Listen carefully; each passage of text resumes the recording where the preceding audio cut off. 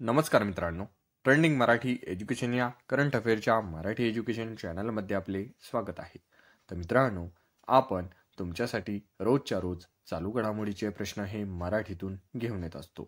आजच्या व्हिडिओमध्ये आपण तुमच्यासाठी 27 जानेवारी 2024च्या सर्व महत्त्वाच्या चालू घडामोडी या बघणार आहोत.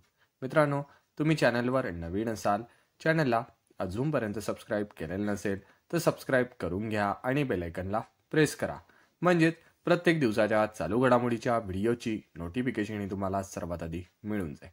तर चला वेळ न घालवता आपण व्हिडिओला सुरुवात करूया.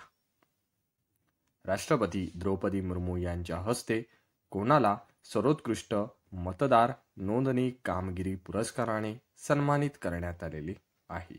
तर या प्रश्नाचं उत्तर आहे ऑप्शन क्रमांक 1, डॉक्टर विपिन इटनकर.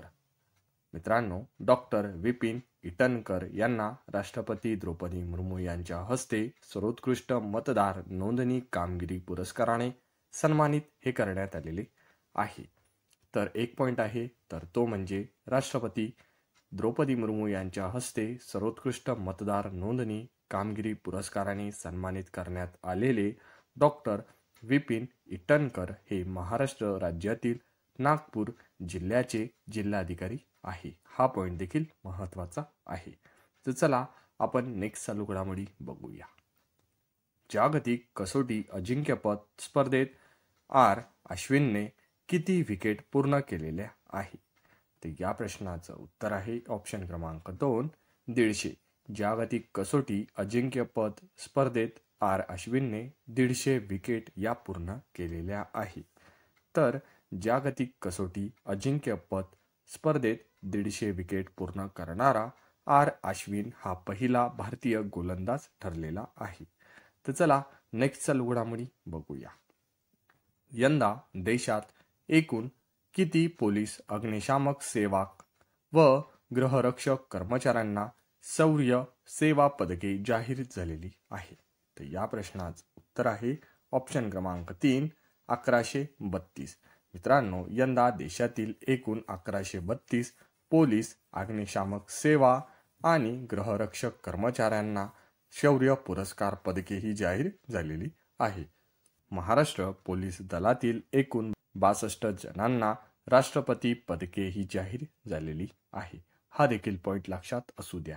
तर महाराष्ट्रातील सोमय मुंडे या पोलीस अधिकाऱ्याला शौर्य पदक देखील जाहीर झालेले आहे. हा देखील पॉइंट लक्षात असू द्या. तर चला नेक्स्ट चालू घडामोडी बघूया.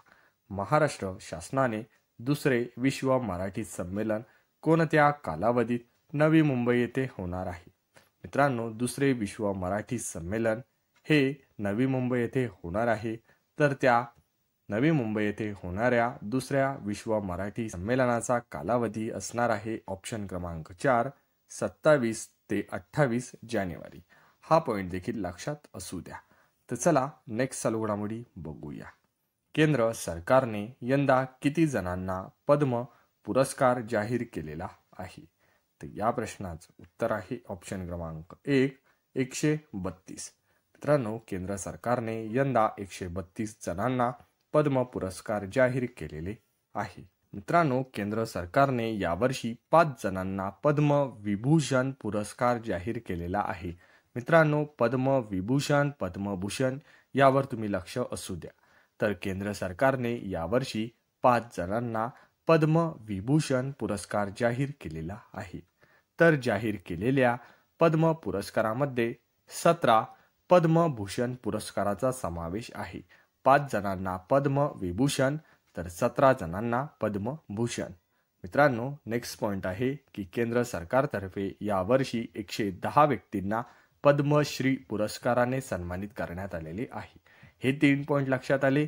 5 जणांना पद्म विभूषण, 17 जणांना पद्मभूषण आणि 110 व्यक्तींना पद्मश्री पुरस्कार. हे 3 पॉइंट लक्षात असू द्या. तर या वर्षीच्या एकूण 132 पद्म पुरस्कारामध्ये महाराष्ट्र राज्यातील 12 व्यक्तींचा समावेश हा असणार आहे.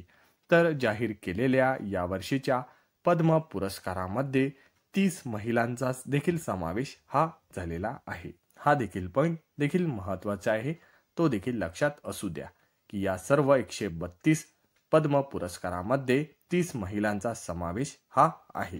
तर चला नेक्स्ट चालू घडामोडी बघूया. ब्रिक्स बिझनेस एक्सलन्स अवॉर्ड्समध्ये कोणाला लीडरशिप पुरस्काराने सन्मानित करण्यात आलेले आहे? तर या प्रश्नाचं उत्तर आहे ऑप्शन क्रमांक 2 मुथूट फायनान्स. मित्रांनो, ब्रिक्स बिझनेस एक्सलन्स अवॉर्ड्समध्ये मुथूट फायनान्स या कंपनीला लीडरशिप पुरस्काराने सन्मानित करण्यात आलेले आहे. तर चला नेक्स्ट चालू घडामोडी बघूया.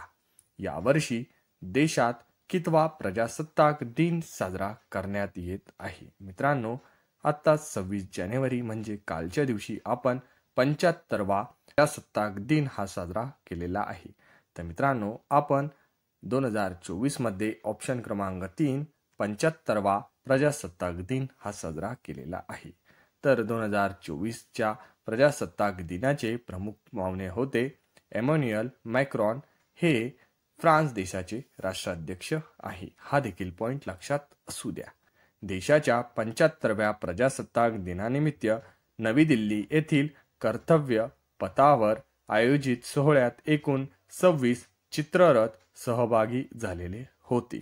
तर या वर्षीच्या देशातील 75व्या प्रजासत्ताक दिनाची थीम काय होती? तर या 75व्या प्रजासत्ताक दिनाची 2024 मधली थीम होती विकसित भारत आणि भारत लोकशाहीची जननी. ही या 75व्या दिनाची थीम होती. हा देखील पॉइंट लक्षात असू द्या. तर आपण 2024 या वर्षातील जानेवारी महिन्याचे दिनविशेष थोडक्यात जाणून घेऊया. 1 जानेवारीला असतो जागतिक कुटुंब आणि DRDO दिवस. तर 2 जानेवारीला असतो महाराष्ट्र पोलीस दल स्थापना दिवस.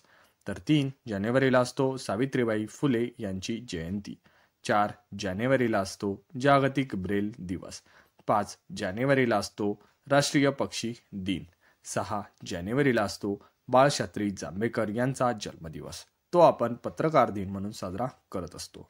तर 9 जानेवारीला असतो प्रवासी भारतीय दिवस. 10 जानेवारीला असतो जागतिक हिंदी दिवस. 11 जानेवारीला असतो राष्ट्रीय मानवी तस्करी जागरूकता दिवस आणि लाल बहादूर शास्त्री यांची पुण्यतिथी. तर 11 ते 17 जानेवारी हा आठवडा आपण रस्ते सुरक्षा सप्ताह म्हणून साजरा करत असतो. तर 12 जानेवारीला असतो राष्ट्रीय युवा दिन. हा दिवस स्वामी विवेकानंद यांची जयंती म्हणून आपण साजरी करत असतो. आणि जिजाऊ माँसाहेब यांचा जन्मदिवस. तर 15 जानेवारीला असतो भारतीय सैन्य दिवस. तर 16 जानेवारीला असतो छत्रपती संभाजी महाराज यांचा राज्याभिषेक दिवस. तर 23 जानेवारीला असतो सुभाषचंद्र बोस यांचा जन्म दिवस. तर 24 जानेवारीला असतो राष्ट्रीय बालिका दिन. तर 25 जानेवारीला असतो राष्ट्रीय मतदार दिन आणि राष्ट्रीय पर्यटन दिन. तर 26 जानेवारीला असतो प्रजासत्ताक दिन. मित्रांनो, आपण आत्ताच बघितलं की 2024 वर्षातील हा 75वा प्रजासत्ताक दिन आहे. तर याच दिवशी आंतरराष्ट्रीय सीमा शुल्क दिवस देखील असतो. तर 28 जानेवारीला असतो लाला लजपतराय यांची जयंती. हे सर्व दिनविशेष तुम्ही लक्षात असू द्या आणि आपल्या करंट अफेअरच्या बुकमध्ये नोट डाऊन करून ठेवा. यावर प्रत्येक पेपरमध्ये प्रश्न हा विचारलेलाच असतो. तर चला नेक्स्ट चालू घडामोडी बघूया. तर मित्रांनो, खालीलपैकी कोणता खेळाडू ICC men's emerging cricketer of the year 2023 ठरलेला आहे? तर या प्रश्नाचं उत्तर आहे ऑप्शन क्रमांक 4 रचिन रवींद्र. मित्रांनो, रचिन रवींद्र हा खेळाडू ICC men's emerging cricketer of the year 2023 हा ठरलेला आहे. तर मित्रांनो, अशाच रोजच्या रोज नवनवीन करंट अफेअरच्या माहिती बघण्यासाठी ट्रेंडिंग मराठी एज्युकेशन चॅनलला तुम्ही अजूनपर्यंत सबस्क्राईब केलेलं नसेल, सबस्क्राईब करून घ्या आणि बेल आयकॉनला प्रेस करा. म्हणजेच प्रत्येक दिवसाच्या चालू घडामोडीच्या व्हिडिओची नोटिफिकेशन ही तुम्हाला सर्वात आधी मिळून जाईल. मित्रांनो, व्हिडिओ हा तुम्हाला आवडत असेल तर व्हिडिओला लाईक हे जरूर करा आणि आपल्या जवळच्या मित्र मैत्रिणींना व्हिडिओ हा जास्तीत जास्त शेअर करा. यामुळे तुमचा आणि त्यांचा नक्कीच फायदा होणार आहे.